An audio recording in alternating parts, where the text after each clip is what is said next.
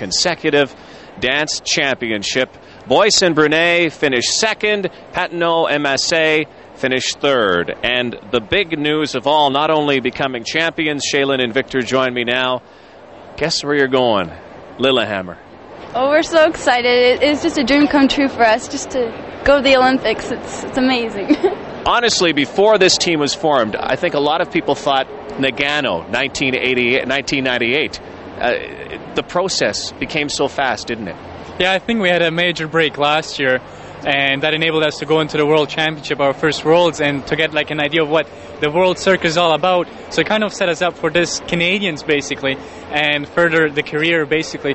And it's just such a great experience to go each time somewhere in the world to compete against the best. So this is just another advantage we have going into the Olympics now. You're going into the Olympics and competing against the likes of Torvill and Dean and Usova and Julin and the rest. What will this mean down the road for you? Well, right now, I mean, just to have that chance to be against a team that's been there 10 years before, I think it's amazing for us. It's such a challenge to have that chance.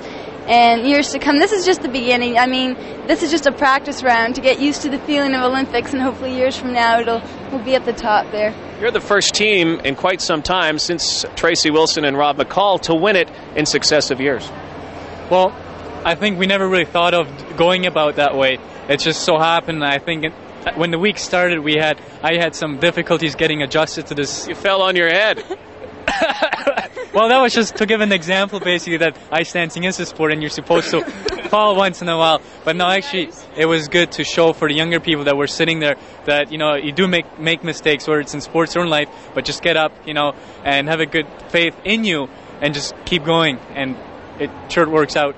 You guys are a couple of the most confident young people I've ever met, but honestly, did you feel a lot of pressure coming in here knowing only one Olympic berth was on the line? Well, actually, I didn't feel any pressure. I felt the same as last year. It was a lot of fun, and I think after the compulsories, the magic was back. I mean, the first day we were a little tense, I think, and we weren't connecting as much as we could have. And when we did the OD, the magic was there. We were connected, and we had a lot of fun. I want to ask you about, just before you came out for your ice dance finale, words from your coach and your stylist. Well, basically what happened is that, first of all, before we went out, we saw on TV the preview for Lillehammer, and they showed Torvill and Dean, and they showed basically half of their routine, you know, and I knew that, well, I personally wanted to skate against them just to say, yeah, you know, we skated against them, we did our best, and we had a chance of doing it.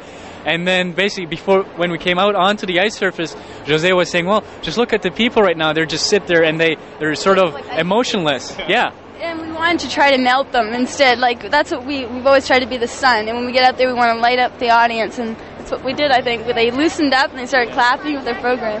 Well, trust me, you melted a lot of hearts out there, and continue to do what you're doing, and best of luck at the Winter Olympics. Thanks a lot. Thank you very much.